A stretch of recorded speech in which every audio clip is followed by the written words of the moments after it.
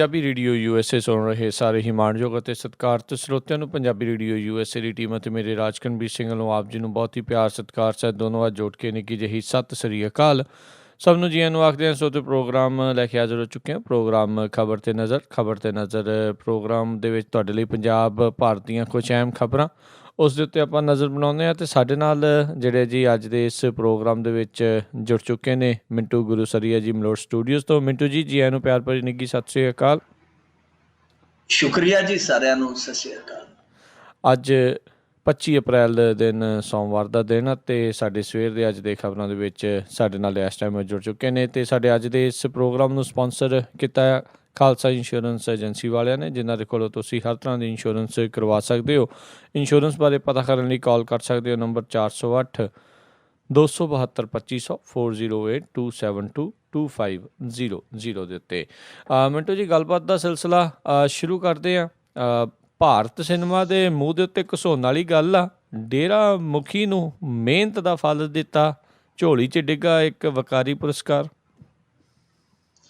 ਜਿਸ ਦੇ ਕਾਜੀ ਉਸ ਦੀ ਬਾਜੀ, ਵਕਤ ਜੂਏ ਦੀ ਤਾਸ਼ ਜੀ। ਇਹ ਜਿਨ੍ਹਾਂ ਦੇ ਕਾਜੀ ਹੈ ਜੀ, ਉਹਨਾਂ ਦੀ ਬਾਜ਼ੀ ਹੈ। ਤੇ ਵਾਕਿਆ ਜਿਹੜਾ ਸ਼ਬਦ ਤੁਸੀਂ ਵਰਤਿਆ ਤੇ ਉਹ ਸਾਰੇ ਹੀ ਵਰਤਣ ਡਏ ਆ। ਵੈਸੇ ਇਹਨਾਂ ਨੂੰ ਤੇ ਅਵਾਰਡ ਮਿਲ ਗਿਆ ਕਿਉਂਕਿ ਜਿਹਦੀ ਸਰਕਾਰ ਉਹਦੇ ਬੱਲੇ ਬੱਲੇ ਯਾਰ, ਨਾਲੇ ਗੱਫੇ ਨਾਲੇ ਪੁਰਸਕਾਰ, ਸਭ ਕੁਛ ਚੱਲਦਾ ਜੀ ਇੱਥੇ। ਪੁਰਸਕਾਰਾਂ ਦਾ ਤੇ ਇਹੋ ਜਿਹਾ ਇਤਿਹਾਸ ਆ ਜੀ ਕਿ ਇੱਕ ਪ੍ਰਧਾਨ ਮੰਤਰੀ ਭਾਰਤ ਰਤਨ ਲੈ ਗਿਆ, ਸਾਡੇ ਮੁਲਕ ਦਾ ਪ੍ਰਧਾਨ ਮੰਤਰੀ ਭਾਰਤ ਰਤਨ ਲੈ ਗਿਆ। ਤੇ ਉਹ ਭਾਰਤ ਰਤਨ ਕਿਵੇਂ ਲੈ ਗਿਆ? ਕਿਉਂਕਿ ਜਿਹੜੀ ਕਮੇਟੀ ਨੇ ਭਾਰਤ ਰਤਨ ਲਈ ਚੁਣਨਾ ਸੀਗਾ ਭਾਰਤ ਦਾ ਰਤਨ, ਉਹ ਉਸੇ ਕਮੇਟੀ ਦੇ ਵਿੱਚ ਬੈਠਾ ਸੀ ਪ੍ਰਧਾਨ ਮੰਤਰੀ। ਤੇ ਉਸ ਕਮੇਟੀ ਵਾਲਿਆਂ ਨੂੰ ਆਖ ਵੇਖ ਕੇ ਤੇ ਕਹਿੰਦਾ ਵੀ ਮੈਨੂੰ ਦੇ ਦਿਓ, ਕੋਈ ਹੋਰ ਨਹੀਂ ਲੱਭਦਾ, ਤੇ ਉਹਨਾਂ ਨੇ ਉਹਨੂੰ ਦਿੱਤਾ। ਸੋ ਇੱਥੇ ਪੁਰਸਕਾਰਾਂ ਦਾ ਇਤਿਹਾਸ ਇਹੋ ਜਿਹਾ ਜਿਹੜੇ ਆ ਜਾਂਦੇ ਆ। ਹੁਣ ਦੇਖੋ, ਸਲਮਾਨ ਖਾਨ ਨੂੰ ਓਲੰਪਿਕ ਦਾ ਇਹਨਾਂ ਨੇ ਅੰਬੈਸਡਰ ਬਣਾ ਦਿੱਤਾ, ਦੂਤ ਬਣਾ ਦਿੱਤਾ, ਜਦ ਕਿ ਉਹਦੇ ਤੇ ਪੰਗੇ ਚੱਲਦੇ ਪਏ। ਉਹਦੇ ਤੇ ਹਿਰਨ ਦੇ ਸ਼ਿਕਾਰ ਦਾ ਕੇਸ ਆ, ਉਹਦੇ ਤੇ ਹਿੱਟ ਐਂਡ ਰਨ ਦਾ ਮਾਮਲਾ ਹਾਲੇ ਵੀ ਸੁਪਰੀਮ ਕੋਰਟ ਦੇ ਵਿੱਚ ਪਿਆ। ਸੋ ਉਹਨੂੰ ਚੱਕ ਕੇ ਸੰਨੇ ਬਣਾ ਦਿੱਤਾ। ਨਾ ਉਹ ਕਦੇ ਗੁੱਲੀ ਡੰਡਾ ਖੇਡਿਆ, ਨਾ ਕਦੇ ਉਹ ਕ੍ਰਿਕਟ ਖੇਡਿਆ, ਨਾ ਕਦੇ ਹਾਕੀ ਖੇਡਿਆ, ਉਹਨੂੰ ਬਣਾ ਦਿੱਤਾ ਓਲੰਪਿਕ ਦਾ ਦੂਤ।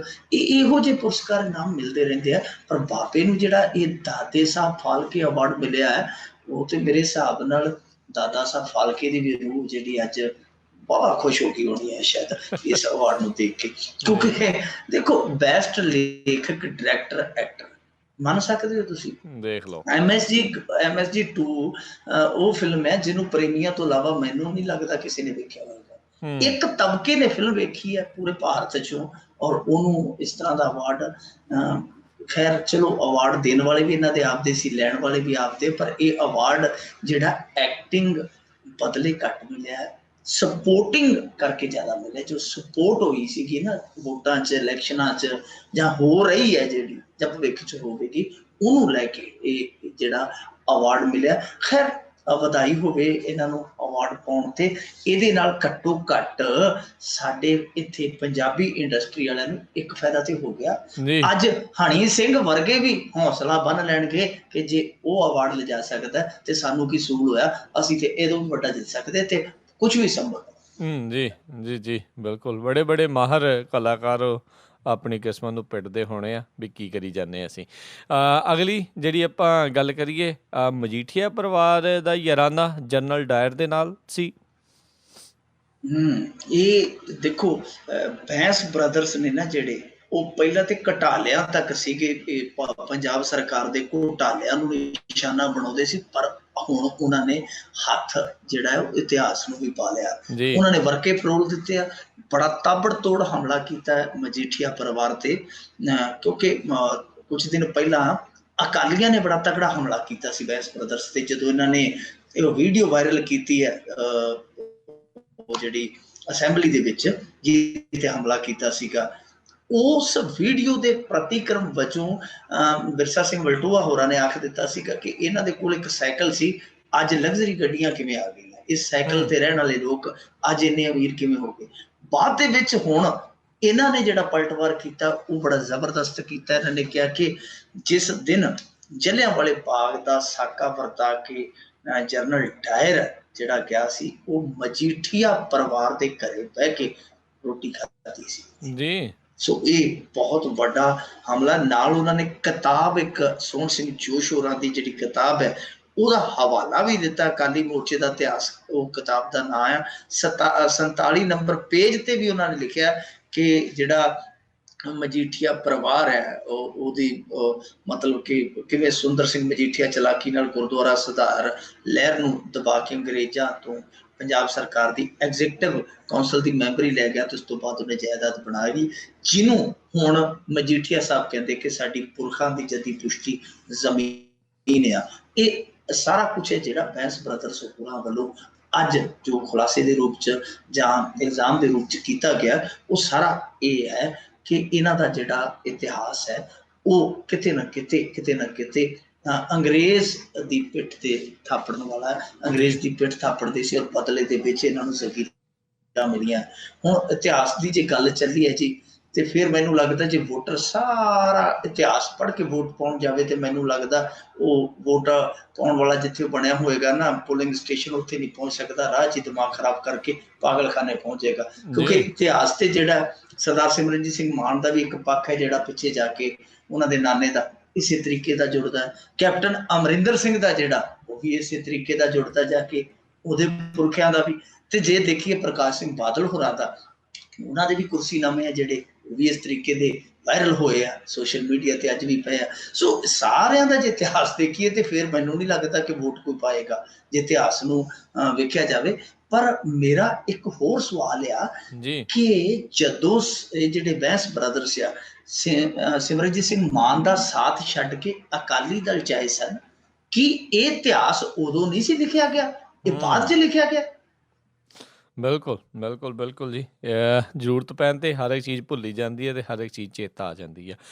ਅਗਲੀ ਗੱਲ ਕਰੀਏ, ਸੰਗਤ ਦਰਸ਼ਨਾਂ 'ਚ ਪੰਚਾਇਤਾਂ ਨੂੰ ਹੀ ਦਿੱਤੀ ਜਾ ਰਹੀ ਹੈ ਜਲਾਲਤ। ਇਹ ਸੰਗਤ ਦਰਸ਼ਨ ਆ ਜਿਹੜੇ ਜੀ, ਉਹ ਸੰਗਤ ਦਰਸ਼ਨ ਥੋੜੇ ਜਿਹੇ ਭਿੰਨ ਆ ਇਹ ਪ੍ਰਕਾਸ਼ ਸਿੰਘ ਬਾਦਲ ਨਾਲੋਂ, ਕਿਉਂਕਿ ਇਹ ਬੀਬਾ ਹਰਸਿਮਰਤ ਕੌਰ ਬਾਦਲ ਕਰਦੀ ਪਈ ਹੈ ਸੰਗਤ ਦਰਸ਼ਨ ਬਠਿੰਡੇ ਜ਼ਿਲ੍ਹੇ ਦੇ ਵਿੱਚ। ਔਰ ਇੱਥੋਂ ਕਈ ਤਰੀਕੇ ਦੀਆਂ ਜਿਹੜੀਆਂ ਊਣਤਾਈਆਂ ਨਾ ਸੰਗਤ ਦਰਸ਼ਨਾਂ ਚੋਂ ਸਾਹਮਣੇ ਆ ਰਹੀਆਂ। ਕੱਲ ਇਹਨਾਂ ਦੀ ਸੰਗਤ ਦਰਸ਼ਨ ਬੱਲੂਆਣੇ ਦੇ ਨੇੜੇ ਸੀਗੇ ਤੇ ਬੱਲੂਆਣੇ ਦੇ ਨੇੜੇ ਧਰਨਾ ਲਾਇਆ ਸੀ ਸਹਿਕਾਰੀ ਜਿਹੜੇ ਮਹਿਕਮੇ ਦੇ ਕਰਮਚਾਰੀ ਸੀਗੇ, ਕੱਚੇ ਕਰਮਚਾਰੀ ਸੀਗੇ ਸ਼ਾਇਦ, ਉਹਨਾਂ ਨੂੰ ਵੀ ਚੰਗੀਆਂ ਡਾਂਗਾਂ ਦਾ ਪ੍ਰਸ਼ਾਦ ਦਿੱਤਾ ਗਿਆ। ਪਰ ਜੋ ਸੰਗਤ ਦਰਸ਼ਨ ਦੇ ਅੰਦਰ ਹੋ ਰਿਹਾ ਉਹਦੀ ਤਸਵੀਰ ਵੀ ਜਿਹੜੀ ਹੈ ਉਹ ਬਾਹਰ ਆਉਂਦੀ ਪਈ ਹੈ। ਹੁਣ ਕੱਲ ਜਦੋਂ ਬੱਲੂਆਣੇ ਇਹਨਾਂ ਨੇ ਸੰਗਤ ਦਰਸ਼ਨ ਕੀਤਾ ਹੈ, ਉੱਥੇ 2 ਪਿੰਡਾਂ ਦੀਆਂ ਪੰਚਾਇਤਾਂ ਨੇ, ਦੇਖੋ ਪੰਚਾਇਤ ਦਿਹਾੜਾ ਮਨਾ ਕੇ ਹਾਲੇ ਹਟੇ ਆ, ਹਜੇ ਪੁਰਸਕਾਰ ਦੇਣ ਵਾਲਾ ਸਿਲਸਿਲਾ ਤੁਰਿਆ ਫਿਰਦਾ ਪੰਚਾਇਤਾਂ ਨੂੰ। ਸਾਡੇ ਇੱਕ ਬਟਰੂਖਾਂ ਦੀ ਪੰਚਾਇਤ ਨੂੰ ਭਾਰਤ ਸਰਕਾਰ ਨੇ ਸਨਮਾਨਿਤ ਕੀਤਾ, ਵੈਸੇ ਉਹ ਮਾਣ ਦੀ ਗੱਲ ਆ, ਯਾਨੀ ਪੰਚਾਇਤਾਂ ਨੂੰ ਪੁਰਸਕਾਰਤ ਕੀਤਾ ਜਾ ਰਿਹਾ, ਉਹ ਸਿਲਸਿਲਾ ਚੱਲਦਾ ਪਿਆ ਪੰਚਾਇਤ ਦਿਹਾੜੇ ਦੇ ਸੰਦਰਭ ਦੇ ਵਿੱਚ। ਪਰ ਇੱਥੇ ਹਾਲ ਕੀ ਹੋ ਰਿਹਾ ਕਿ 2 ਪਿੰਡਾਂ ਦੀਆਂ ਪੰਚਾਇਤਾਂ ਨੇ ਇਹ ਇਲਜ਼ਾਮ ਲਾਇਆ, ਇਹ ਜਿਹੜਾ ਅਕਾਲੀ ਦਲ ਵਾਲਿਆਂ ਤੇ, ਉਹ ਕਹਿੰਦੇ ਕਿ ਸਾਨੂੰ ਜਿਹੜੀ ਬੀਬੀ ਗੁਲਸ਼ਨ ਹੈ ਜਿਹੜੀ ਹਾਰ ਗਈ ਸੀ ਐਤਕੀ ਇਲੈਕਸ਼ਨ 'ਚ ਸਾਧੂ ਸਿੰਘ ਹੋਰਾਂ ਤੋਂ, ਉਹ ਪਰਮਜੀਤ ਕੌਰ ਗੁਲਸ਼ਨ ਨੇ ਇਹ ਕਹਿ ਕੇ ਜਲੀਲ ਕੀਤਾ ਕਿ ਜੇ ਭਾਈ ਤੁਸੀਂ ਲੈਣੀਆਂ ਨੇ ਗਰਾਂਟਾਂ ਲੈਣੀਆਂ ਨੇ ਜਾਂ ਹੋਰ ਗੱਫੇ ਲੈਣੇ ਆ ਤਾਂ ਪਹਿਲਾਂ ਤੁਸੀਂ ਅਕਾਲੀ ਦਲ ਚ ਆਓ, ਕਾਂਗਰਸ ਨੂੰ ਛੱਡ ਕੇ। ਇਹ ਬਹਿਮਣ ਦਵਾਨਾ ਤੇ ਬੀੜ ਬਹਿਮਣ 2 ਪਿੰਡਾਂ ਦੀਆਂ ਪੰਚਾਇਤਾਂ ਨੂੰ ਇਹ ਫਰਮਾਨ ਸੁਣਾਇਆ ਗਿਆ ਕਿ ਜੇਕਰ ਤੁਸੀਂ ਕੋਈ ਗਰਾਂਟ ਗੱਫਾ ਲੈਣਾ ਆ ਤੇ ਪਹਿਲਾਂ ਪੰਜਾ ਛੱਡ ਕੇ ਤਕੜੀ ਨੂੰ ਹੱਥ ਪਾਓ। ਇਹ ਹੁਣ ਆਪਣੇ ਆਪ ਦੇ ਵਿੱਚ ਬਹੁਤ ਵੱਡਾ ਦੋਸ਼ ਆ। ਇਹ ਦੋਸ਼ ਇਸ ਕਰਕੇ ਵੱਡਾ ਹੈ ਕਿ ਪੰਚਾਇਤ ਸੰਵਿਧਾਨਕ ਇਕਾਈ ਹੈ, ਉਹਦੇ ਤੇ ਇਹ ਸ਼ਰਤ ਲਾਗੂ ਨਹੀਂ ਹੁੰਦੀ ਕਿ ਸਰਪੰਚ ਕਿਹੜੇ ਗੁਰੂ ਘਰ ਨੂੰ ਮੰਨਦਾ, ਸਰਪੰਚ ਕਿਹੜੇ ਮਜ਼ਹਬ ਦਾ ਪੈਰੋਕਾਰ ਆ, ਸਰਪੰਚ ਕਿਹੜੀ ਪਾਰਟੀ ਦੇ ਪਲੜੇ 'ਚ ਤੁਲਦਾ। ਇਹ ਚੀਜ਼ਾਂ ਨਹੀਂ ਹੈ ਉੱਥੇ। ਇਹ ਹੈ ਕਿ ਜਿਹੜਾ ਵੀ ਸੰਵਿਧਾਨਕ ਅਹੁਦੇ ਤੇ ਬੈਠਾ ਹੈ ਉਹ ਸੰਵਿਧਾਨਕ ਇਕਾਈ ਹੈ, ਜਿਹੜੀ ਸਭ ਤੋਂ ਮੁੱਢਲੀ ਇਕਾਈ ਹੈ ਸੰਵਿਧਾਨ ਦੀ, ਉਹਨੂੰ ਨਿਰਪੱਖ ਤੇ ਪਾਰਦਰਸ਼ੀ ਢੰਗ ਨਾਲ ਸਹਿਯੋਗ ਕਰੇ। ਤੇ ਇਹ ਕਿਤੇ ਨਾ ਕਿਤੇ ਸਿੱਧੇ ਤੌਰ ਤੇ ਕਹਿ ਲਈਏ ਕਿ ਜਿਹੜੇ ਇਹ ਸੰਵਿਧਾਨਕ ਅਹੁਦਿਆਂ ਤੇ ਸੰਵਿਧਾਨ ਨੂੰ ਚਲਾਉਂਦੇ ਫਿਰਦੇ ਆ, ਇਹ ਆਪ ਹੀ ਸੰਵਿਧਾਨ ਦੇ ਨਿਯਮਾਂ ਦਾ ਘਾਣ ਕਰ ਰਹੇ ਆ। ਦੂਜੇ ਨੰਬਰ ਤੇ ਹੁਣ ਜਿਨ੍ਹਾਂ ਨੇ ਇਹਨਾਂ ਸਾਰੀਆਂ ਚੀਜ਼ਾਂ ਨੂੰ ਰੋਕਣਾ, ਬੀਬੀ ਪਰਮਜੀਤ ਕੌਰ ਗੁਲਸ਼ਨ ਹੈ ਜਿਹੜੀ, ਉਹ ਤੇ ਬਠਿੰਡਾ ਦੀ ਇੰਚਾਰਜ ਹੈ, ਚਲੋ ਹੇਠਲੇ ਪੱਧਰ ਦੀ ਨੇਤਾ ਹੈ। ਜਿਹੜੀ ਬੀਬੀ ਹੁਣ ਕੇਂਦਰੀ ਵਜ਼ੀਰ ਹੈ, ਬੀਬਾ ਹਰਸਿਮਰਤ ਕੌਰ ਬਾਦਲ, ਉਹਨੇ ਕੁਝ ਦਿਨ ਪਹਿਲਾਂ ਮਾਨਸੇ ਜ਼ਿਲ੍ਹੇ 'ਚ ਸੰਗਤ ਦਰਸ਼ਨ ਕੀਤਾ ਤੇ ਉੱਥੇ ਗੁਰਨੇ ਕਲਾਂ ਦੀ ਪੰਚਾਇਤ ਨੂੰ ਉਹ ਸਾਰਿਆਂ ਦੇ ਵਿੱਚ ਪੈ ਗਈ। ਉਹਨੇ ਕਿਹਾ ਕਿ ਤੁਹਾਨੂੰ ਮੈਂ ਇੱਕ ਧੇਲਾ ਨਹੀਂ ਦੇਣਾ ਕਿਉਂਕਿ ਤੁਸੀਂ ਕੈਪਟਨ ਦੀ ਰੈਲੀ 'ਚ ਬੱਸ ਲੈ ਕੇ ਗਏ ਸੀ। ਜੀ ਦੇਖੋ ਇਹ ਗੱਲਾਂ ਕਹਿਣ ਵਾਲੀਆਂ ਨੇ। ਸੋ ਤੁਸੀਂ ਇਸ ਤਰ੍ਹਾਂ ਦਾ ਅਨਿਆਂ ਜੇ ਕਰੋਗੇ, ਜਿਹਨੇ ਤੁਹਾਡੇ ਵੱਲ ਆਉਣਾ ਉਹ ਵੀ ਨਹੀਂ ਆਏਗਾ। ਕਿ ਤੁਸੀਂ ਪਹਿਲਾਂ ਇਸ ਤਰੀਕੇ ਨਾਲ ਸਾਫੇ ਪਾਉਂਦੇ ਹੁੰਦੇ ਸੀ, ਗਲਾਂ 'ਚ ਸਰੋਪੇ ਪਾਉਂਦੇ ਹੁੰਦੇ ਸੀ ਧੱਕੇ ਨਾਲ, ਹੁਣ ਤੁਸੀਂ ਸ਼ਰੇਆਮ ਸੰਗਤ ਦਰਸ਼ਨ ਦੇ ਵਿੱਚ ਹੀ ਇਹੋ ਜਿਹਾ ਸੰਗਤ ਦਰਸ਼ਨ ਅਗਲੇ ਨੂੰ ਦੇ ਰਹੇ ਹੋ ਕਿ ਉੱਥੇ ਹੀ ਕਹਿ ਰਹੇ ਹੋ ਕਿ ਭਾਈ ਜਾਂ ਤਾਂ ਕਾਂਗਰਸੀ ਹੋ ਜਾ ਜਾਂ ਗ੍ਰਾਂਟ ਜਿਹੜੀ ਭੁੱਲ ਜਾ।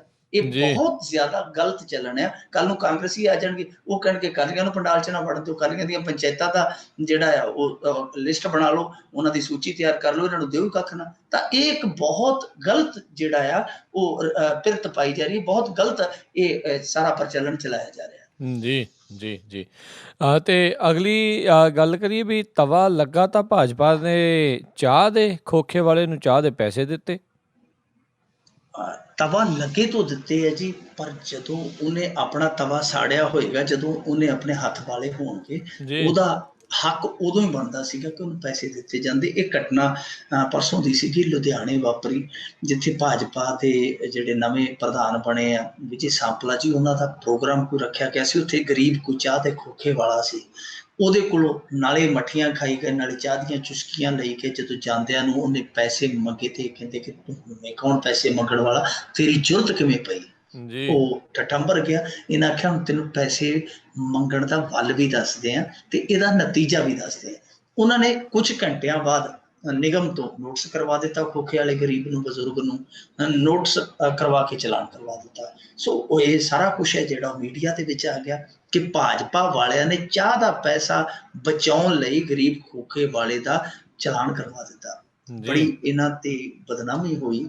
ਔਰ ਉਸ ਤੋਂ ਬਾਅਦ ਜਦੋਂ ਮਾਮਲਾ ਮੋਟੀਆਂ ਸੁਰਖੀਆਂ ਬਣਿਆ ਤਾਂ ਫਿਰ ਇਹਨਾਂ ਨੇ ਜਾ ਕੇ ਉਹ ਖੋਖੇ ਵਾਲੇ ਦਾ ਨਾਲੇ ਤੇ ਉਹ ਨੋਟਿਸ ਕੈਂਸਲ ਕਰਵਾਇਆ ਉਸ ਗਰੀਬ ਦਾ, ਨਾਲੇ ਜਿਹੜਾ 250-300 ਰੁਪਈਆ ਬਣਦਾ ਸੀ ਉਹ ਦੇ ਕੇ ਆਏ। ਮਤਲਬ ਕਿ ਤੇਲੀ ਵੀ ਕੀਤਾ ਤੇ ਰੁੱਖਾ ਵੀ ਖਾਧਾ, ਸਾਰਾ ਜੀ ਕੁਛ ਹੀ ਹੋ ਗਿਆ, ਬਦਨਾਮੀ ਵੀ ਕਰਾ ਲਈ ਤੇ ਉਹ ਚਾਹ ਦੇ ਪੈਸੇ ਵੀ ਦੇਣੇ ਪਏ। ਪਰ ਇਹ ਸਿਲਸਿਲਾ ਜਿਹੜਾ ਕਦੇ ਭਾਜਪਾ ਤੇ ਨਹੀਂ ਰੁਕਦਾ। ਮੈਂ ਕੱਲ ਦੀ ਖਬਰ ਪੜ੍ਹਦਾ ਪਿਆ ਸੀ ਕਿ ਜੀ ਖਰੜ ਦੇ ਨੇੜੇ ਕੋਈ ਪੈਂਚਰਾਂ ਵਾਲਾ ਸੀਗਾ, ਉਹ ਪੈਂਚਰ ਲਾਈ ਜਾਂਦਾ ਸੀ ਆਪਦੇ ਧਿਆਨੇ। ਉਹਦੇ ਕੋਲ ਕਾਰ ਵਾਲੇ ਆ ਗਏ, ਕਹਿੰਦੇ ਤੂੰ ਸਾਡਾ ਜਿਹੜਾ ਆ ਇਹ ਬੋਰਡ ਕਿਉਂ ਲਾਇਆ। ਉਹਨੇ ਕਿਹਾ ਜੀ ਮੈਂ ਤੇ ਆਪਦਾ ਕੰਮ ਕਰਦਾ, ਮੈਨੂੰ ਕੀ ਪਤਾ ਕੌਣ ਲਾ ਗਿਆ ਤੇ ਕੌਣ ਲਾ ਗਿਆ, ਮੈਂ ਇਸ ਗੱਲ ਤੋਂ ਅਣਜਾਣ ਆ ਬਿਲਕੁਲ। ਜੀ ਉਹ ਆਮ ਆਦਮੀ ਪਾਰਟੀ ਦੇ ਸਮਰਥਕ ਆਪਣੇ ਆਪ ਨੂੰ ਦੱਸਦੇ ਸੀ। ਉਹਨਾਂ ਨੇ ਉਹ ਪੈਂਚਰਾਂ ਵਾਲੇ ਦੇ ਪੱਕਾ ਪੈਂਚਰ ਲਾਤਾ, ਉਹਨੂੰ ਦੱਸੋ ਕੁੱਟ ਕੱਤਿਆ। ਜੀ ਇਹ ਕੁਝ ਦਿਨ ਪਹਿਲਾਂ ਰੋਪੜ ਤੋਂ ਇਹ ਖਬਰ ਆਉਂਦੀ ਪਈ ਸੀ ਕਿ ਗੋਲ ਗੱਪਿਆਂ ਵਾਲੇ ਨੂੰ ਘੇਰ ਲਿਆ ਹਾਕਮਾਂ ਦੇ ਹਰਿਆਵਲ ਦਸਤੇ ਨੇ। ਉਹ ਕਹਿੰਦੇ ਖਵਾ ਗੋਲ ਗੱਪੇ। ਜਦੋਂ ਗੋਲ ਗੱਪੇ ਖਾ ਲਏ ਤੇ ਉਹਨੇ ਗਰੀਬ ਨੇ ਪੈਸੇ ਮੰਗੇ ਤੇ ਉਹਨਾਂ ਨੇ ਆਇਡੈਂਟੀ ਕਾਰਡ ਕੱਢ ਕੇ ਦਿਖਾ ਦਿੱਤਾ। ਕਿਹਾ ਆਇਡੈਂਟੀ ਕਾਰਡ ਦੀਦਾ? ਉਹਨੇ ਕਿਹਾ ਜੀ ਆਇਡੈਂਟੀ ਕਾਰਡ ਤੇ ਦੀਦਾ, ਪਰ ਮੇਰਾ ਢਿੱਡ ਨਹੀਂ ਮੰਨਦਾ ਨਾ, ਜਿਹਨੂੰ ਭੁੱਖ ਲੱਗਣੀ ਹੈ। ਤੁਹਾਡੇ ਜੀ ਆਇਡੈਂਟੀ ਕਾਰਡ ਤੋਂ ਮੈਂ ਕੀ ਕਰਾਂ, ਮੇਰੇ ਪੈਸੇ ਦਿਓ। ਉਹਨਾਂ ਨੂੰ ਗੁੱਸਾ ਚੜਿਆ, ਉਹਨਾਂ ਨੇ ਗੋਲ ਗੱਪਿਆਂ ਵਾਲੇ ਨੂੰ ਗੋਲ ਕਰ ਕੱਤਿਆ, ਉਹਨਾਂ ਨੇ ਗੋਲ ਗੱਪਿਆਂ ਵਾਲਾ ਜੀ ਭੜਕਾ ਦਿੱਤਾ। ਸੋ ਪਿੱਛੇ ਜੇ ਆਪਾਂ ਦੇਖਿਆ ਸੀ, ਇੱਕ ਖਬਰ ਆਈ ਸੀ ਕਿ ਮੀਟ ਬਣਾਉਣ ਵਾਲੀ ਦੁਕਾਨ ਤੇ ਪਿਓ ਪੁੱਤ ਨੂੰ ਇਹਨਾਂ ਦੇ ਹਾਕਮ ਧਿਰ ਦੇ ਇੱਕ ਬੰਦੇ ਨੇ ਰਗੜਤਾ। ਸੋ ਇਹ ਸਾਰੀਆਂ ਘਟਨਾਵਾਂ ਜਿਹੜੀਆਂ ਉਹ ਹੁਣ ਦੱਸਦੀਆਂ ਨੇ ਕਿ ਮਹਾਰਾਸ਼ਟਰ, ਬਿਹਾਰ ਵਰਗੇ ਸੂਬੇ ਜਿਹੜੇ ਆ ਉਹ ਸੁਧਰ ਗਏ ਤੇ ਉਹਨਾਂ ਦੀ ਸਹੇਲੀ ਟੋਪੀ ਜਿਹੜੀ ਇਹਨਾਂ ਨੇ ਲੈ ਲਈ। ਕਿਉਂਕਿ ਅੱਗੇ ਉੱਥੋਂ ਘਟਨਾਵਾਂ ਆਉਂਦੀਆਂ ਹੁੰਦੀਆਂ ਸੀ ਸਾਹਮਣੇ ਕਿ ਫਲਾਣੀ ਪਾਰਟੀ ਦੇ ਬੀੜੀਆਂ ਦੇ ਬੰਡਲ ਲਈ ਉਹਨਾਂ ਨੇ ਖੋਖੇ ਵਾਲਾ ਕੁੱਟ ਕੱਤਿਆ, ਜੀ ਫਲਾਣੀ ਪਾਰਟੀ ਨੇ ਕੌਫੀ ਦੇ ਕੱਪ ਬਦਲੇ, ਉਹ ਉੱਥੋਂ ਦਾ ਜਿਹੜਾ ਦੁਕਾਨ ਦਾ ਢਮਟਮ ਹਟਾ ਦਿੱਤਾ। ਸੋ ਸਾਰੀਆਂ ਚੀਜ਼ਾਂ ਹੁਣ ਇਹਨਾਂ ਦੇ ਪੱਲੇ ਪੈ ਗਈਆਂ। ਜੀ ਜੀ ਜੀ ਅਗਲੀ ਗੱਲ ਕਰੀਏ, ਜੇਲ੍ਹ ਵਿਭਾਗ 'ਚ ਭਰਤੀ ਹੋਏ ਡੀਐਸਪੀ ਨੌਕਰੀ ਸੰਭਾਲਣ ਲਈ ਨਾ ਹੋਏ ਤਿਆਰ। ਦੇਖੋ, ਜਿਹੜੇ ਜੇਲ੍ਹ ਦੇ ਡੀਐਸਪੀ ਹੁੰਦੇ ਇਹਨਾਂ ਨੂੰ ਡਿਪਟੀ ਸੁਪਰਡੈਂਟ ਕਿਹਾ ਜਾਂਦਾ, ਉਪ ਜੀ ਕਪਤਾਨ। ਜੀ ਹੁਣ ਉਪ ਕਪਤਾਨ ਪੰਜਾਬ ਪੁਲਿਸ ਦਾ ਵੀ ਹੈ, ਉਪ ਕਪਤਾਨ ਜੇਲ੍ਹ ਵਿਭਾਗ ਦਾ ਹੀ ਹੈ। ਤੇ ਇੱਥੇ ਸਾਡੇ ਵਰਗੇ ਕਿਸੇ ਬੇਰੁਜ਼ਗਾਰ ਨੂੰ ਕਹਿੰਦੇ ਤੈਨੂੰ ਡੀਐਸਪੀ ਲਾਉਣੇ ਆ, ਤਾਂ ਮੈਨੂੰ ਲੱਗਦਾ ਕਿ ਉਹ ਖੁਸ਼ੀ 'ਚ ਹੀ ਪਾਗਲ ਹੋ ਜਾਏਗਾ। ਉਹਦੇ ਤੋਂ ਖੁਸ਼ੀ ਨਹੀਂ ਸੰਭਾਲੀ ਜਾਣੀ। ਜੀ ਇੰਨੀ ਖੁਸ਼ੀ ਆ ਕਿ ਡੀਐਸਪੀ ਫਲਾਣਾ ਡੀਐਸਪੀ। ਤਾਂ ਉੱਥੇ ਡੀਐਸਪੀ ਲੱਗਣ ਨੂੰ ਕੋਈ ਤਿਆਰ ਨਹੀਂ। ਇਹਨਾਂ ਨੇ ਭਰਤੀ ਕੀਤੇ ਸਨ 13 ਬੰਦੇ, ਜੀ 13 ਚੋਂ 2 ਨੂੰ ਛੱਡ ਕੇ ਬਾਕੀ ਆ ਜਿਹੜੇ ਉਹ ਡਿਊਟੀ ਸੰਭਾਲਣ ਨੂੰ ਤਿਆਰ ਨਹੀਂ ਹੋਏ। ਦੇਖੋ ਭਰਤੀ ਬੜੀ ਮੁਸ਼ਕਲ ਨਾਲ ਹੋ ਰਹੀ ਹੈ, ਬੜੀ ਕਿਸਮਤ ਨਾਲ ਨੌਕਰੀ ਮਿਲਦੀ ਹੈ ਪੰਜਾਬ 'ਚ, ਪਰ ਉਹ ਨੌਕਰੀ ਜੁਆਇਨ ਕਰਨ ਨੂੰ ਤਿਆਰ ਹੈ। ਇੱਕ ਤੇ ਇਹ ਹੈ ਕਿ ਜਿਹੜਾ ਪੁਲਿਸ ਦਾ ਉਪ ਕਪਤਾਨ ਆ, DSP ਹੈ, ਉਹਦੀ ਤਨਖਾਹ ਜੇਲ੍ਹ ਦੇ ਉਪ ਕਪਤਾਨ ਨਾਲੋਂ 10,000 ਰੁਪਏ ਜ਼ਿਆਦਾ ਹੈ। ਦੂਜੀ ਜੀ। ਗੱਲ, ਇੱਥੇ ਮਲਾਈ ਵੀ ਮੋਟੀ ਹੈ, ਬਾਹਰ ਜੇਲ੍ਹ ਦੇ ਵਿੱਚ ਹੂੰ। ਭਕਾਈ ਜ਼ਿਆਦੀ ਹੈ, ਮਲਾਈ ਘੱਟ ਹੈ। ਉੱਥੇ ਕੈਦੀ ਕੁੱਟ ਵੀ ਘੱਟਦੇ, ਕਈ ਵਾਰੀ ਗੁੱਸੇ 'ਚ ਆਏ ਹੋਣ ਚੰਗੇ ਕੈਦੀ ਤੇ ਕਈ ਵਾਰੀ ਬੰਨ ਵੀ ਲੈਂਦੇ ਆ ਅਫਸਰਾਂ ਨੂੰ ਉੱਥੇ ਕਿ ਆ ਜਾ। ਜੀ। ਇਹ ਸਭ ਕੁਛ ਜਿਹੜਾ ਆ, ਇਹ ਇੱਕ ਵਖਰੇਵਾਂ ਉਹ ਬਾਹਰਲੀ ਪੁਲਿਸ ਦਾ ਤੇ ਜੇਲ੍ਹ ਦੀ ਪੁਲਿਸ ਦਾ ਜਿਹੜਾ ਵਖਰੇਵਾਂ ਹੈ, ਇਹ ਉਹਨਾਂ ਦੀ ਹਿੰਮਤ ਹੀ ਨਹੀਂ ਬਣਦਾ ਪਿਆ ਕਿ ਅਸੀਂ ਨੌਕਰੀ ਜੁਆਇਨ ਕਰ ਲਈਏ। ਜੇਲ੍ਹਾਂ ਦੀ ਹਾਲਤ ਜਿਹੜੀ ਹੈ ਉਹ ਇਜਾਜ਼ਤ ਹੀ ਨਹੀਂ ਦਿੰਦੀ ਉਹਨਾਂ ਨੂੰ, ਉਹਨਾਂ ਦੀ ਹਾਇਤਮਾ ਹੀ ਨਹੀਂ ਪੈਂਦੀ ਕਿ ਜਾ ਕੇ ਅਸੀਂ ਨੌਕਰੀ ਤੇ ਲੱਗ ਜਾਈਏ। ਸੋ ਉਹਨਾਂ ਨੇ ਹੱਥ ਖੜੇ ਕਰ ਦਿੱਤੇ ਜਿਹੜੇ ਸਿਲੈਕਟ ਹੋਏ ਸੀ DSP ਕਿ ਅਸੀਂ ਤੁਹਾਡੀ ਨੌਕਰੀ ਨਹੀਂ ਕਰਨੀ, ਅਸੀਂ ਇਹ ਜਿਹੜਾ ਆਲੇ ਮਾਏ ਸਾਂਭ ਕੁੰਜੀਆਂ ਧੀਆਂ ਘਰ ਚੱਲੀਆਂ, ਸਰਦਾਰੀ ਕਰਨ ਤੋਂ ਪਹਿਲਾਂ ਹੀ ਇਨਕਾਰੀ ਹੋ ਗਏ ਆ। ਪਰ ਇਹ ਤੇ ਹਾਲੇ ਨੌਕਰੀ ਲੱਗਣ ਤੋਂ ਪਹਿਲਾਂ ਇਨਕਾਰੀ ਹੋਇਆ। ਤੇ ਕੁਝ ਸਮਾਂ ਪਹਿਲਾਂ ਅੰਮ੍ਰਿਤਸਰ ਦੇ ਵਿੱਚੋਂ, ਆ ਕੁਝ ਮਹੀਨਿਆਂ ਦੀ ਗੱਲ ਹੈ, 2-3 ਮਹੀਨਿਆਂ ਦੀ ਗੱਲ ਹੈ, ਅੰਮ੍ਰਿਤਸਰ ਦੇ ਵਿੱਚੋਂ ਜੇਲ੍ਹ ਦੇ ਅਫਸਰਾਂ ਨੇ ਜਾ ਕੇ ਹਾਈ ਕੋਰਟ ਦੇ ਵਿੱਚ ਲਿਖ ਕੇ ਦੇ ਦਿੱਤਾ ਸੀ ਕਿ ਭਾਈ ਜੇਲ੍ਹਾਂ ਸੰਭਾਲਣੀਆਂ ਸਾਡੇ ਵੱਸ ਦੀ ਗੱਲ ਨਹੀਂ। ਹੁਣ ਅਫਸਰ ਜਿਹੜੇ ਡਿਊਟੀ ਤੇ ਆ ਉਹ ਇਹ ਕਹੀ ਜਾਂਦੇ ਆ, ਜਿਹੜੇ ਨਵੇਂ ਭਰਤੀ ਹੋਏ ਉਹ ਕਹਿੰਦੇ ਅਸੀਂ ਜਾਣਾ ਹੀ ਨਹੀਂ ਅੰਦਰ। ਤੇ ਫਿਰ ਤੁਸੀਂ ਆਪ ਹੀ ਵੇਖ ਲਓ ਜੇਲ੍ਹਾਂ ਚਲਾ ਕੌਣ ਰਿਹਾ? ਜੇਲ੍ਹਾਂ ਹੁਣ ਚਲਾ ਅੰਦਰ ਗੈਂਗਸਟਰ ਹੀ ਰਹੇ। ਤੇ ਮੇਰੇ ਹਿਸਾਬ ਨਾਲ ਇੱਕ ਦਿਨ ਤਾਂ ਇਹੋ ਜਿਹਾ ਆਉਣਾ ਜੇਲ੍ਹਾਂ ਸੰਭਾਲਣ ਲਈ ਵੀ ਸਾਨੂੰ ਗੈਂਗਸਟਰਾਂ ਨੂੰ ਠੇਕਾ ਦੇਣਾ ਪੈਣਾ, ਇਹਨਾਂ ਨੂੰ ਸੰਭਾਲੋ ਹੁਣ ਤੁਸੀਂ। ਜੀ, ਪ੍ਰਾਈਵੇਟਾਈਜੇਸ਼ਨ ਚਾਹੀਦੀ ਹੈ ਜੀ, ਲੱਗਦਾ ਇਸ ਹਿਸਾਬ ਨਾਲ ਹਰ ਇੱਕ ਚੀਜ਼ ਦੀ।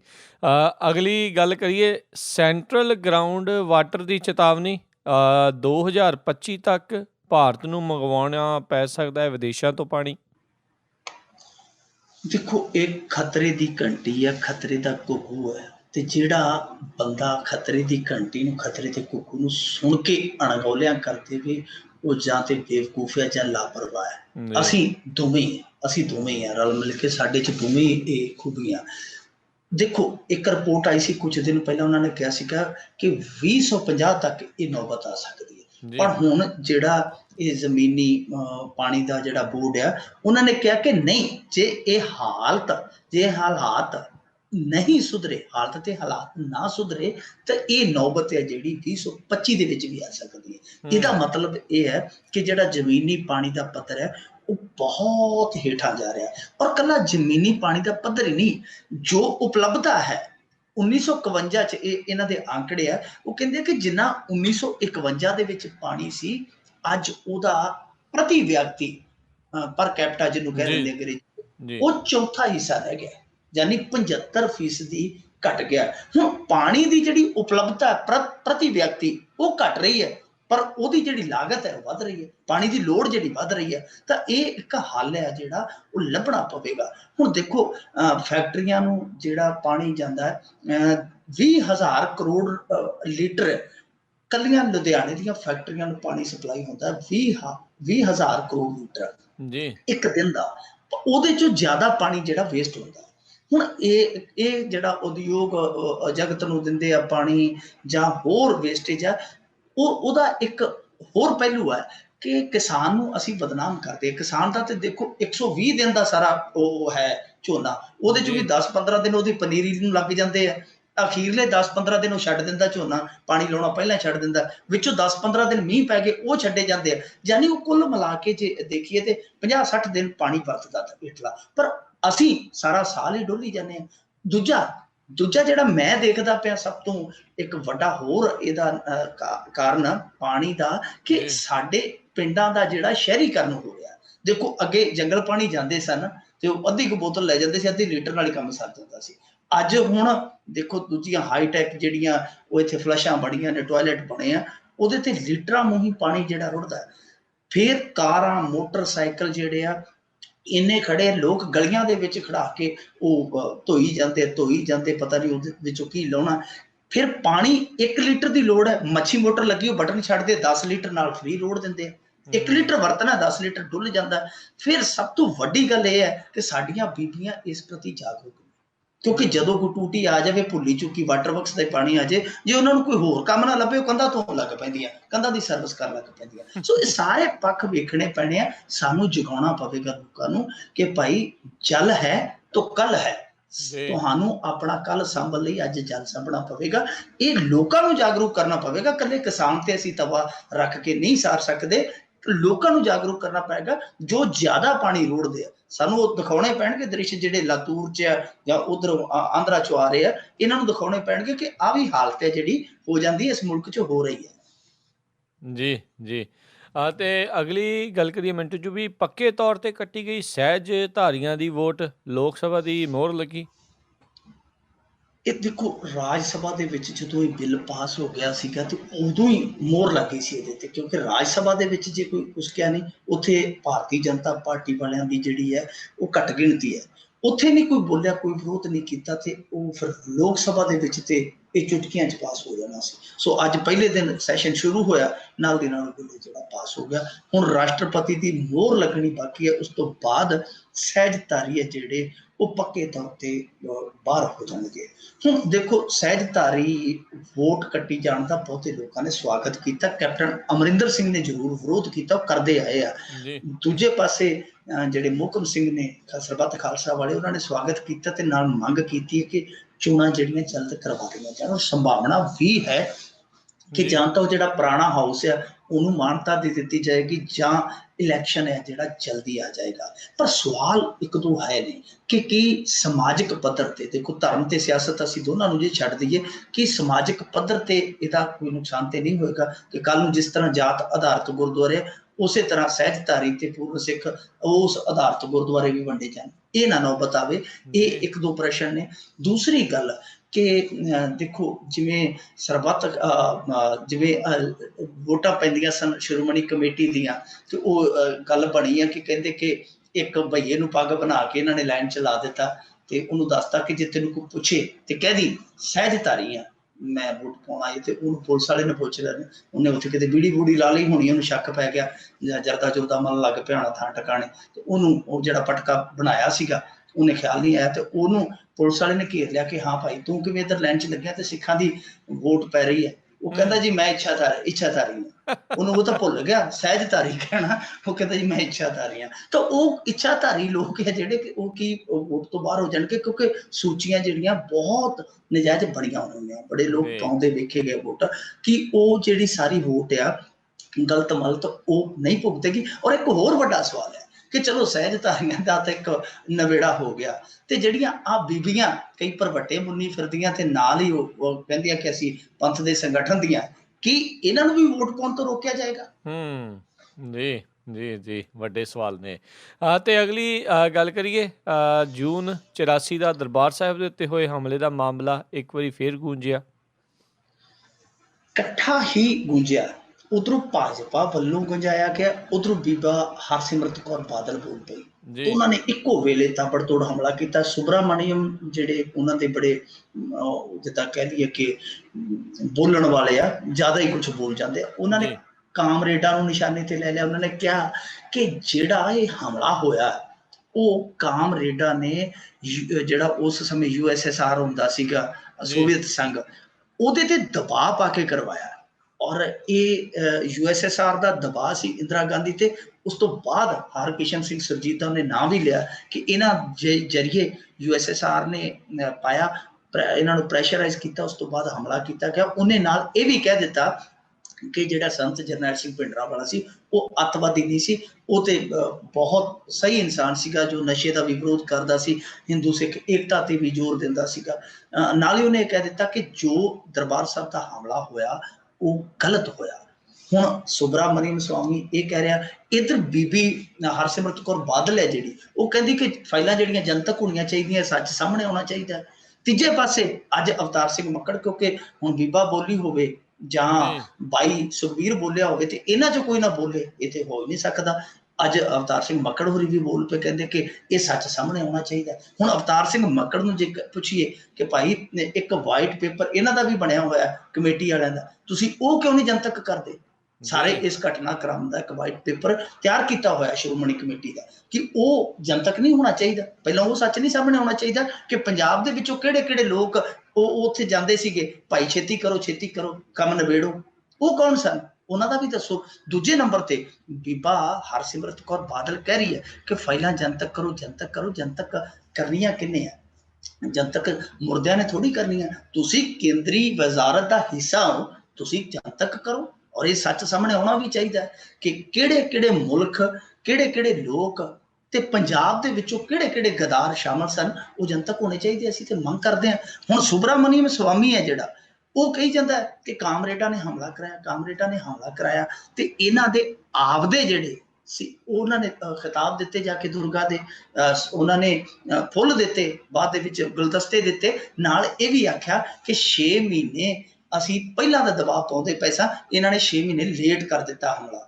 ਇਹ ਨਹੀਂ, ਇਹਨਾਂ ਦੇ ਭਾਰਤੀ ਜਨਤਾ ਪਾਰਟੀ ਵਾਲਿਆਂ ਦਾ ਮੇਰੇ ਕੋਲ ਪੂਰਾ ਪੋਸਟਰ ਪਿਆ ਇੱਕ, ਜਿਹਦੇ ਚ ਫੋਟੋਆਂ ਨੇ ਅਡਵਾਨੀ ਉਡਵਾਨੀ ਦੇ ਸਾਰੇ। ਉਹ ਮਾਰਚ ਕਰ ਰਿਹਾ 84 ਹਮਲੇ ਤੋਂ ਪਹਿਲਾਂ, ਮਾਰਚ ਕਰ ਰਿਹਾ, ਮੰਗ ਕਰ ਰਿਹਾ ਕਿ ਦਰਬਾਰ ਸਾਹਿਬ ਤੇ ਹਮਲਾ ਕਰੋ। ਫਿਰ ਸੁਬਰਾਮਨੀਅਮ ਸਵਾਮੀ ਪਤਾ ਨਹੀਂ ਕਿਹੜੇ ਇਤਿਹਾਸ ਦੀ ਗੱਲ ਕਰੀ ਜਾਂਦਾ। ਜੇ ਕਾਮਰੇਡਾਂ ਦਾ ਕੋਈ ਹੈ, ਕੋਈ ਲਿੰਕ ਹੈ, ਤੇ ਤੁਸੀਂ ਜਨਤਕ ਕਰੋ। ਤੁਹਾਡੀ ਸਰਕਾਰ ਹੈ, ਕੇਂਦਰ ਦੇ ਵਿੱਚ ਤੁਸੀਂ ਬੈਠੇ ਹੋ। ਸੁਬਰਾਮਨੀਅਮ ਸਵਾਮੀ ਜਿਹੜਾ ਹੈ ਨਵਾਂ ਰਾਜ ਸਭਾ ਦਾ ਮੈਂਬਰ ਬਣਿਆ, ਉਹਨੂੰ ਚਾਹੀਦਾ ਹੈ ਮੁੱਦਾ ਉਠਾਵੇ ਫਿਰ ਸਦਨ ਦੇ ਵਿੱਚ। ਜੇ ਉਹਦੇ ਕੋਲ ਸਬੂਤ ਨੇ, ਵਕੀਲ ਆਦਮੀ ਹੈ, ਤਾਂ ਉਹ ਸਾਰਾ ਕੁਝ ਨਸ਼ਰ ਕਰੇ। ਕੁੱਲ ਮਿਲਾ ਕੇ ਜੇ ਦੇਖੀਏ ਤਾਂ ਮੈਨੂੰ ਲੱਗਦਾ ਜਿਸ ਤਰੀਕੇ ਨਾਲ ਭਾਜਪਾ ਤੇ ਅਕਾਲੀ ਦਲ ਤੇ ਨਾਲ ਅਵਤਾਰ ਸਿੰਘ ਮੱਕੜ, ਇਹਨਾਂ ਤਿੰਨਾਂ ਵੱਲੋਂ ਇੱਕਦਮ ਮੁੱਦਾ ਉਛਾਲ ਦਿੱਤਾ ਗਿਆ, ਸ਼ਾਇਦ ਇਹਨਾਂ ਦੀ ਰਣਨੀਤੀ ਦਾ ਹਿੱਸਾ ਹੈ। ਪਰ ਇਹ ਜਿਹੜੀ ਰਣਨੀਤੀ ਤਾਂ, ਇਹ ਸਿਆਸੀ ਰਣਨੀਤੀ ਤਾਂ ਠੀਕ ਹੋ ਸਕਦੀ ਹੈ, ਇਤਿਹਾਸਕ ਪੱਖੋਂ, ਸੱਚਾਈ ਪੱਖੋਂ ਇਹ ਕੋਹਾਂ ਦੂਰ ਫਿਰਦੇ ਆ। ਜੀ ਜੀ ਜੀ। ਤੇ ਜੇ ਗੱਲ ਕਰ ਲਈਏ ਅਗਲੀ ਨਾਲ ਹੀ ਵੀ ਮਾਲਿਆ ਦਾ ਪਾਸਪੋਰਟ ਰੱਦ ਹੋ ਗਿਆ, ਫਰਕ ਤਾਂ ਵੈਸੇ ਉਹਨੂੰ ਕੋਈ ਪੈਣਾ ਨਹੀਂ। ਜੀ ਦੇਖੋ, ਵਿਜੇ ਮਾਲੀਆ ਜਿਹੜਾ ਸੀਗਾ ਉਹ ਆਪਣਾ ਕੰਮ ਕਰ ਚੁੱਕਾ ਹੈ। ਉਹਦੀ ਜਾਇਦਾਦ ਦਾ ਸਾਰਾ ਮੁੱਲ ਪੈਂਦਾ ਪਿਆ 650 ਕਰੋੜ ਦਾ। ਕਰਜ਼ਾ ਦੇਣਾ ਉਹਨੇ 9000 ਕਰੋੜ ਦਾ। ਉਹਨੂੰ ਵੀ ਪਤਾ ਮੇਰੇ ਤੇ ਇੱਥੇ ਧੜਾ ਧੜ ਮਾਮਲੇ ਦਰਜ ਹੋਏ, ਜੇ ਮੈਂ ਆ ਗਿਆ ਤੇ ਮੇਰੀ ਜਾਨ ਨਹੀਂ ਛੱਡਣੀ। ਇਹਨਾਂ ਨੇ ਉਹ ਜਿਹੜਾ ਸੁਬਰੋਤੋ ਰਾਏ ਸੀਗਾ ਸਹਾਰਾ ਵਾਲਾ, ਮੇਰਾ ਹਾਲ ਉਹਨਾਂ ਨੇ ਇਹ ਕਰਨਾ। ਉਹ ਚਲਾਕ ਆਦਮੀ ਹੈ, ਰਾਜ ਸਭਾ ਦਾ ਮੈਂਬਰ ਰਹਿ ਕੇ ਗਿਆ, ਇਹਨਾਂ ਲੀਡਰਾਂ ਦੇ ਵਿੱਚ ਹੀ ਰਹਿ ਕੇ ਗਿਆ। ਉਹਨੂੰ ਸਾਰੀ ਖੇਡ ਦਾ ਪਤਾ ਹੈ ਕਿ ਹੁਣ ਮੈਂ ਹੋ ਗਿਆ ਚੂਸੀ ਮੱਖੀ, ਮੇਰੇ ਪੱਲੇ ਕੱਖ ਨਹੀਂ। ਮੈਨੂੰ ਜੋ ਇਹਨਾਂ ਨੇ ਮੇਰੇ ਤੋਂ ਲੈਣਾ ਸੀ ਜਾਂ ਮੈਂ ਇਹਨਾਂ ਤੋਂ ਲੈ ਲਿਆ, ਉਹ ਦੋਵਾਂ ਧਿਰਾਂ ਨੂੰ ਹੁਣ ਮੁਬਾਰਕ। ਉਹ ਨਹੀਂ ਆਏਗਾ, ਚਾਹੇ ਪਾਸਪੋਰਟ ਉਹਦਾ ਕੈਂਸਲ ਕਰ ਦੇਣ, ਚਾਹੇ ਉਹਦੇ ਤੇ ਮੁਕੱਦਮੇ ਕਰ ਦੇਣ। ਹਾਂ, ਇਹ ਹੈ ਕਿ ਜੇਕਰ ਉੱਥੋਂ ਦੇ ਕਾਨੂੰਨ ਮੁਤਾਬਕ ਕੋਈ ਕਾਰਵਾਈ ਹੋ ਜਾਂਦੀ ਹੈ, ਕੋਈ ਪੈਰਵਾਈ ਚੰਗੀ ਕਰ ਲੈਂਦੇ ਆ ਯੂਕੇ ਤੋਂ ਕਿਸੇ ਤਰੀਕੇ ਦੇ ਨਾਲ, ਤਾਂ ਇਹ ਸੰਭਵ ਹੈ ਕਿ ਕਿਸੇ ਘੇਰੇ 'ਚ ਆ ਜਾਵੇ। ਨਹੀਂ ਤੇ ਅੱਗੇ ਲਲਿਤ ਮੋਦੀ ਵੀ ਉੱਥੇ ਬੈਠਾ, ਲਲਿਤ ਮੋਦੀ ਦਾ ਵੀ ਸਾਰਾ ਕੁਝ ਇਹਨਾਂ ਨੇ ਕੀਤਾ, ਉਹਨੂੰ ਵੀ ਲਿਆ ਸਕੇ। ਇਹ ਗੱਲਾਂ ਕੋਈ ਨੂਰ ਲਿਆਉਣ ਦੀਆਂ ਕਰਦੇ ਆ, ਇਹਨਾਂ ਤੋਂ ਹਾਲੇ ਤੱਕ ਲਲਿਤ ਮੋਦੀ ਨਹੀਂ ਆਇਆ। ਵਿਜੇ ਮਾਲੀਆ ਆਵੇਗਾ, ਇਹ ਵੀ ਗੱਲ ਜਿਹੜੀ ਹੈ ਹਾਲੇ ਹਵਾ ਦੇ ਵਿੱਚ ਹੀ। ਇਹਦੇ 'ਚ ਵੀ ਕੋਈ ਲੱਗਦਾ ਨਹੀਂਗਾ ਕਿ ਉਹਨੂੰ ਵਿਜੇ ਮਾਲੀਆ ਨੂੰ ਲਿਆ ਕੇ ਇੱਥੇ ਉਹਨੂੰ ਕਾਨੂੰਨ ਦਾ ਜਿਹੜਾ ਕਟਹਿਰੇ 'ਚ ਖੜਾ ਕਰਕੇ ਉਹਨੂੰ ਸਜ਼ਾ ਦੇਣਗੇ। ਸੋ ਹਾਲੇ ਇਹ ਜਿਹੜੀਆਂ ਸਾਰੀਆਂ ਕਾਰਵਾਈਆਂ ਹੈ, ਇਹ ਪਛੜ ਕੇ ਹੋ ਰਹੀਆਂ, ਲੀਕਾਂ ਕੁੱਟਣ ਵਾਲੀਆਂ ਹੋ ਰਹੀਆਂ। ਜਿਸ ਦਿਨ ਉਹ ਭੱਜਿਆ ਸੀਗਾ 4 ਦਿਨ ਪਹਿਲਾਂ ਹੀ ਸਾਰਿਆਂ ਨੂੰ ਪਤਾ ਸੀ, ਮਿਲ ਕੇ ਵੀ ਗਿਆ ਅਰੁਣ ਜੇਤਲੀ ਨੂੰ, ਸਾਰਾ ਕੁਝ ਹੋਇਆ। ਇਹ ਹੁਣ ਜਿਵੇਂ ਕਹਿ ਲਈਏ ਕਿ ਪਾਣੀ ਲੰਘੇ ਤੋਂ ਪਤਨ ਪਿੱਟੀ ਜਾਂਦੇ, ਪਤਨਾਂ ਤੇ ਖੜ ਕੇ ਪਿੱਟੀ ਜਾਣ, ਪਰ ਮਿਲਣਾ ਕੱਖ ਨਹੀਂ। ਜੀ ਜੀ ਜੀ, ਬਿਲਕੁਲ। ਤੇ ਬਹੁਤ ਬਹੁਤ ਧੰਨਵਾਦ ਮਿੰਟੂ ਜੀ, ਤੁਸੀਂ ਸਾਡੇ ਨਾਲ ਜੁੜੇ, ਇਹਨਾਂ ਖਬਰਾਂ ਬਾਰੇ ਸਾਨੂੰ ਵਿਸਥਾਰ 'ਚ ਜਾਣਕਾਰੀ ਦਿੱਤੀ। ਅਗਲੇ ਬੁਲੇਟਿਨ ਤੱਕ ਲਈ ਤੁਹਾਡਾ ਬਹੁਤ ਬਹੁਤ ਧੰਨਵਾਦ, ਮਿਹਰਬਾਨੀ, ਸਤਿ ਸ੍ਰੀ ਅਕਾਲ। ਸ਼ੁਕਰੀਆ ਜੀ, ਸਤਿ ਸ੍ਰੀ ਅਕਾਲ। ਤੇ ਸੋ ਤੋਂ ਇੱਥੇ ਹੀ ਸਾਡਾ ਅੱਜ ਦਾ ਇਹ ਪ੍ਰੋਗਰਾਮ ਖਬਰ ਤੇ ਨਜ਼ਰ ਆ ਉਹ ਹੁਣ ਸਮਾਪਤ ਹੁੰਦਾ ਆ। ਹੁਣ ਮੈਨੂੰ ਰਾਜਕਨਵੀਰ ਸਿੰਘ ਨੂੰ ਵੀ ਇਜਾਜ਼ਤ ਦਿਓ। ਮੇਰੇ ਵੱਲੋਂ ਵੀ ਆਪ ਸਭ ਨੂੰ ਬਹੁਤ ਪਿਆਰ ਸਤਿਕਾਰ ਸਹਿਤ ਦੋਨੋਂ ਹੱਥ ਜੋੜ ਕੇ ਨਿੱਘੀ ਜਿਹੀ ਸਤਿ ਸ੍ਰੀ ਅਕਾਲ। ਜਿੰਦੇ ਵਾਸਤੇ ਰਹੋ, ਹੱਸਦੇ ਖੇਲਦੇ ਰਹੋ ਤੇ ਸੁਣਦੇ ਰਹੋ ਪੰਜਾਬੀ ਰੇਡੀਓ USA।